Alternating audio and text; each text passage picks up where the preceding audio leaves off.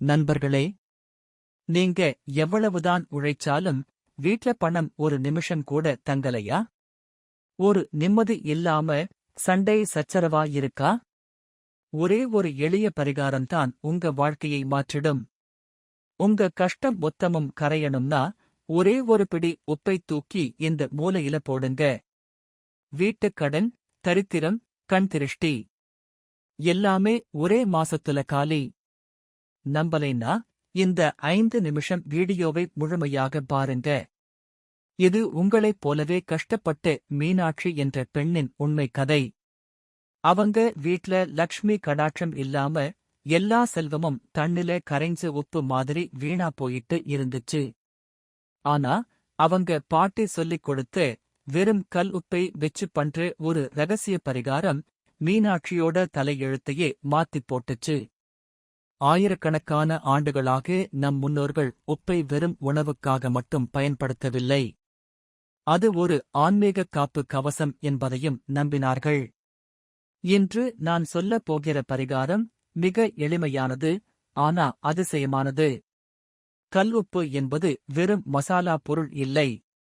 அது கடல் தாயின் செல்வம், மகாலட்சுமியின் அம்சம்.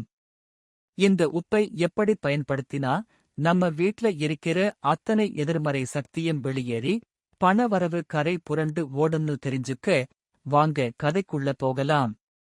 நண்பர்களே, அதற்கு முன் ஸ்ரீ மகாலட்சுமியின் ஆசிர்வாதம் பெற இந்த வீடியோவை லைக் செய்து ஜெய் மகாலட்சுமி என்று கமெண்ட் செய்யுங்கள். பழமையான ஒரு கிராமத்தில் மீனாட்சி என்ற இளம்பெண் வசித்து வந்தாள். அவள் மிகவும் சுறுசுறுப்பானவள், உழைக்கத் தயங்காதவள். அவளுடைய சிறிய வீடு அவள் கணவன் முருகன் மற்றும் 2 குழந்தைகளுடன் அமைதியாக இருந்தது. ஆனால் அவர்களின் உழைப்புக்கு ஏற்ற பலன் மட்டும் கிடைக்கவே இல்லை. வருமானம் வந்தது, ஆனால் கையில் தங்காமல் கரைந்து போனது. வீட்டிலோ எப்போதும் ஒரு விதமான சண்டை, சச்சரவு மற்றும் அமைதியின்மை குடியிருந்தது. வீட்டில் மகாலட்சுமி குடியிருக்கவில்லை என்று மீனாட்சி மனம் வருந்தினாள். எத்தனை உழைத்தும் ஏன் இந்த வறுமையும் நிம்மதியின்மையும் என்று அவள் தினமும் வினவினாள். அவளுடைய பாட்டி காமாட்சி பாட்டி அந்த ஊருக்கே ஒரு நம்பிக்கை நட்சத்திரம் போல. அனுபவமும் ஆன்மீக அறிவும் அவரிடம் நிரம்பி வழிந்தன. ஒருநாள் மீனாட்சி மனச்சோர்வுடன் பாட்டியின் வீட்டுக்குச் சென்றாள். பாட்டி, எல்லாமே எதிராக நடக்கிறது. எங்கள் வீட்டையே யாரோ கட்டிப் போட்டது போல உணர்கிறேன். கஷ்டம் விலகவே மாட்டேன் என்கிறது என்று கண்ணீருடன் சொன்னாள். பாட்டி சிரித்தாள், அது ஞானத்தின் புன்னகை. மீனாட்சி, நீ கடல் தாயின் செல்வத்தை மறந்துவிட்டாய். கடல் தோன்றிய போது அதிலிருந்து மகாலட்சுமியும் வந்தாள். அந்த மகாலட்சுமியின் அம்சம்தான் கல் உப்பு என்றார். உப்புக்கு அவ்வளவு சக்தியா பாட்டி என வியந்தாள் மீனாட்சி. பாட்டி தொடர்ந்தார், ஆமாம் தாயே. கல் உப்பிற்கு எதிர்மறை ஆற்றல்களை உள்வாங்கி நீக்கி நேர்மறை சக்தியை வீட்டில் நிலைநிறுத்தும் சக்தி உண்டு. இது வெறும் உணவுப் பொருளல்ல, இது ஒரு சக்தி பரிகாரம். உப்பை தவறாக பயன்படுத்துவதோ வீணாக்குவதோ பெரும் தோஷத்தைக் கொண்டுவரும். உப்பைச் சிந்தக்கூடாது, மற்றவரிடம் கடனாக கொடுக்கவோ வாங்கவோ கூடாது என்றெல்லாம் முன்னோர்கள் சொன்னதெல்லாம் இதனால்தான். பாட்டி மீனாட்சிக்கு சில எளிய பரிகாரங்களைக் கற்றுக் கொடுத்தார். 1. திருஷ்டி நீக்குதல். தினமும் மாலை ஒரு கைப்பிடி கல் உப்பை எடுத்து வீட்டில் உள்ளவர்களை சுற்றி தலை முதல் கால் வரை 3 முறை இடஞ்சுழியாகச் சுற்றி அந்த உப்பை யாருக்கும் தெரியாமல் ஓடும் நீரில் கரைத்துவிடச் சொன்னார். இது உடலில் உள்ள கெட்ட திருஷ்டி மற்றும் எதிர்மறை எண்ணங்களை நீக்கிவிடும் என்றார். 2. வீட்டுச் சுத்தம். வாரம் ஒரு முறை வீடு துடைக்கும் தண்ணீரில் ஒரு கைப்பிடி கல் உப்பை போட்டு துடைக்கச் சொன்னார். இதனால் வீட்டில் படிந்திருக்கும் கெட்ட சக்திகள் வெளியேறும், லக்ஷ்மி கடாட்சம் நிலைக்கும் என்றார். 3. செல்வத்தை ஈர்க்க. ஒரு சிறிய கண்ணாடி கிண்ணத்தில் ஒரு கையளவு கல் உப்பை போட்டு அதில் 4 அல்லது 5 கிராம்புகளை போட்டு அதை வீட்டின் வடகிழக்கு மூலையில் அல்லது பணப்பெட்டிக்கு அருகில் வைக்கச் சொன்னார்.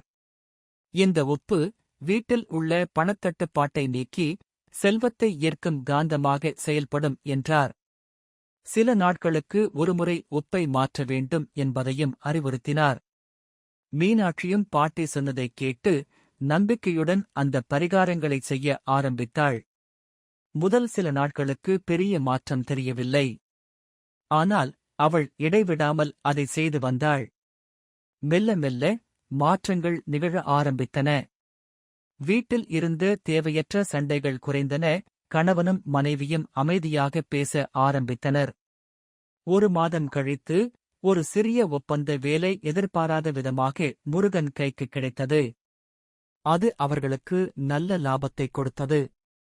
கல் உப்பு கிண்ணம் இருந்த இடத்தில் எப்போதும் ஒரு புத்துணர்ச்சியும் நிம்மதியும் நிலவியது. சிறிது சிறிதாக அவர்களின் கடன் சுமை குறைந்தது. குழந்தைகளும் பள்ளிப் படிப்பில் கவனம் செலுத்த ஆரம்பித்தனர். 1 வருடம் கழிந்தது. மீனாட்சி தான் சந்தித்த துன்பக் கடலை எண்ணிப் பார்த்தாள். அவளுடைய வீடு இப்போது சிரிப்பும் செல்வமும் நிறைந்திருந்தது. அவள் மீண்டும் பாட்டியை சந்தித்தாள். பாட்டி, எங்கள் வாழ்க்கை மாறிவிட்டது. கல் உப்பு ஒரு மந்திரம் போல் செயல்பட்டது என்று நன்றி பெருக்குடன் சொன்னாள். பாட்டி அன்புடன் அவளை பார்த்தார். மீனாட்சி, மந்திரம் உப்பில் இல்லை, உனது நம்பிக்கையில் இருக்கிறது. உப்பிற்கு இயற்கையாகவே சுத்தப்படுத்தும் சக்தி உள்ளது. நம் மனதில் உள்ள எதிர்மறை எண்ணங்களையும் வீட்டைச் சுற்றியுள்ள துர்சக்திகளையும் அந்த உப்பில் நாம் ஈர்க்கிறோம். உப்பை நீக்குவதன் மூலம் நாம் அந்த தீய சக்திகளை வெளியேற்றுகிறோம். லக்ஷ்மியின் அம்சமான உப்பை நாம் மதிக்கும்போது மகாலட்சுமியே நம் வீட்டில் நிரந்தரமாக தங்குகிறாள்.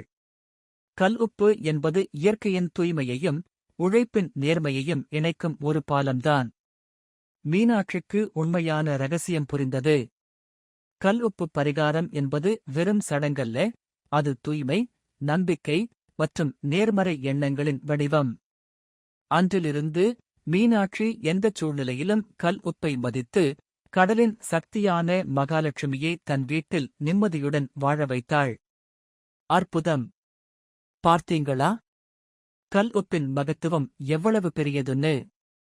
இந்த எளிமையான பரிகாரம் மீனாட்சிக்கு செல்வத்தையும் நிம்மதியையும் கொண்டு வந்தது போல உங்களுக்கும் நிச்சயம் நல்ல வாழ்க்கையை அமைத்துக் கொடுக்கும். இனிமேல் உப்பை பார்த்தா சாதாரணமா நினைக்காதீங்க. அது மகாலட்சுமியே உங்களுக்கு கொடுத்த வரம். இன்னைக்கே நீங்க இந்த திருஷ்டி நீக்கும் பரிகாரத்தை செய்வீங்களா? இல்ல பணவரவை ஈர்க்கும் பரிகாரத்தை செய்வீங்களா? உங்க முடிவை உடனே கமெண்ட் செக்ஷன்ல சொல்லுங்க. நண்பர்களே, இந்த கல்லுப்பு பரிகாரம் உங்க வீட்டிலேயே செய்து பாருங்க. 1 வாரத்துக்குள் வாழ்க்கையில் எவ்வளவு மாற்றம் வருதுன்னு நீங்க தானே உணருவீர்கள். உங்களுக்கு இந்த வீடியோ பயனுள்ளதாக இருந்தால் லைக் பண்ணுங்க, ஷேர் பண்ணுங்க, நம்ம சேனலை சப்ஸ்கிரைப் பண்ணுங்க. அடுத்த வீடியோவில் இன்னும் ஆழமான ஆன்மீக ரகசியங்களுடன் சந்திப்போம். வாழ்க வளமுடன்.